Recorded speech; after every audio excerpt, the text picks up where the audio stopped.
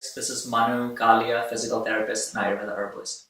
So today's video, I wanted to show you guys about a proper sitting posture.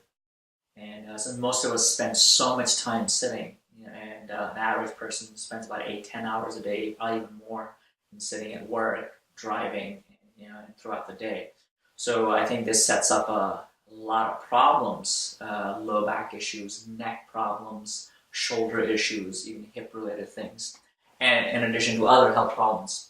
So this video is to kind of give you an idea about some strategies to get a better posture, more efficient ways of sitting in my view, and also to go over some of the traditional ways that people are taught to sit up or sit in a better posture, and what I think works and what I don't think works as well. The problem that most people run into is that we're just not designed to sit for hours and hours in a static postures and static positions. And so if you are sitting for long periods of time in these static postures, it's going to set up all sorts of problems. So ranging from neck-related issues to shoulder problems, to low back issues, to hip problems.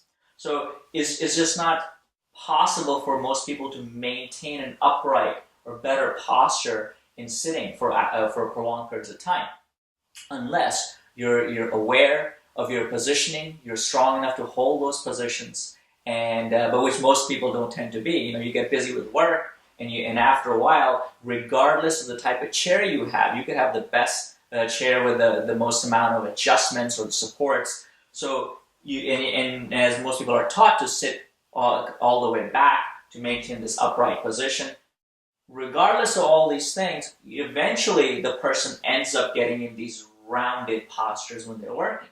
So, and there are various reasons for that, but it's just not, in my experience, most people are not able to maintain those good postures when they're sitting in chairs, and especially in the traditional way of sitting. So when you tell people to sit all the way back and you have your feet flat, keep your shoulders relaxed, eventually the person, in my experience, is going to start rounding and slumping, and that's going to set up a host of problems. So ranging from the shoulders being constantly in these forward positions where you'll get tightness in the pec muscles, you might get weakness in the shoulder girdle muscles. You're going to have more stress and strain on your neck. You're constantly in this forward head posture where you have compression going on at the upper part of the neck, which is not good, resulting in headaches or, for that matter, neck-related problems. And I've treated a lot of patients with nerve-related issues coming because of being in these poor positions and postures. And then further down the chain, low back is constantly in this rounded posture. And as well as sitting in these positions, for if you sit long enough, you're going to have a lot of tightness in that hip too. So it just sets up imbalances throughout the whole chain.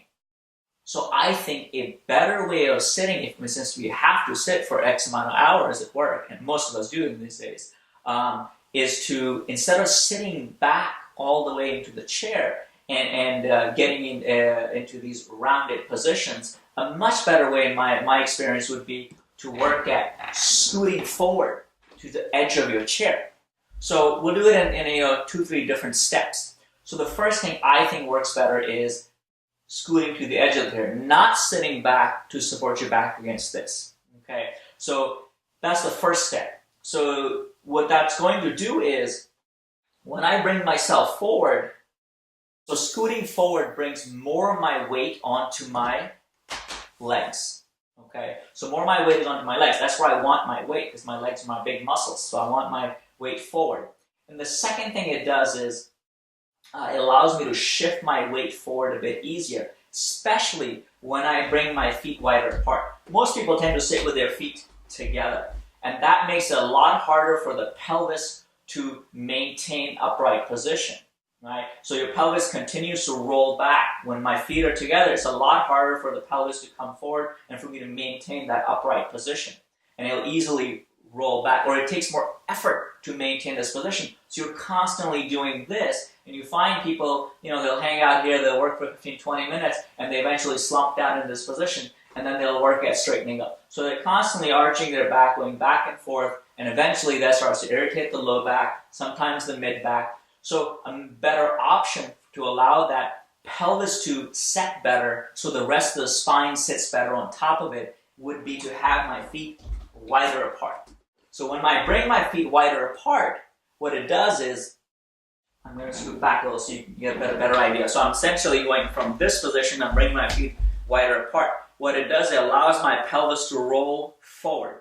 So my pelvis rolls forward, it's a lot easier, it automatically puts me in a better posture and better position.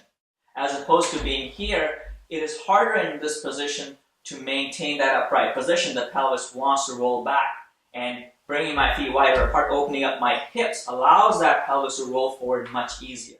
Okay, so you're seeing a lot of the yogis or monks and meditators, they sit in the cross-legged positions. It's a very stable position, and it sets up a good posture of the spine on top of your pelvis. This is my base. If my base is not set right, nothing on top will be set right. So if I set my base right, it allows my spine to be set up properly, in better posture, better alignment, and which allows my head to sit in a better position and posture too. So, let's say if you have neck problems or you have shoulder-related issues, you can keep working at correcting these things, but unless I correct the base, where the bottom part of the whole circuit, unless I correct that base, this is never going to sit up properly. Okay, so we did a couple of things. We scooted forward, right? Brought our feet wider apart, because that makes it a lot easier for me to sit up in this position. And the other thing I think that's really important is to raise the chair so your hips are higher than your knees. So what I would do is I would raise my chair as high as I can. So what that does is right away, it tilts my pelvis forward because my hips are higher than my knees. It's a lot easier to sit up straight in this position with my hips being higher than my knees than bring my chair down all the way, right? So now my hips are about in line with my knees, so it takes more effort to sit up straight in this position as opposed to bringing the chair up, because my weight, it's making my weight go forward, so more of the weight is on my legs, my big muscles, okay? So much less pressure on my spine. So this is a very comfortable position because I shouldn't have to work hard, you want to work smart, okay? You want to be more efficient.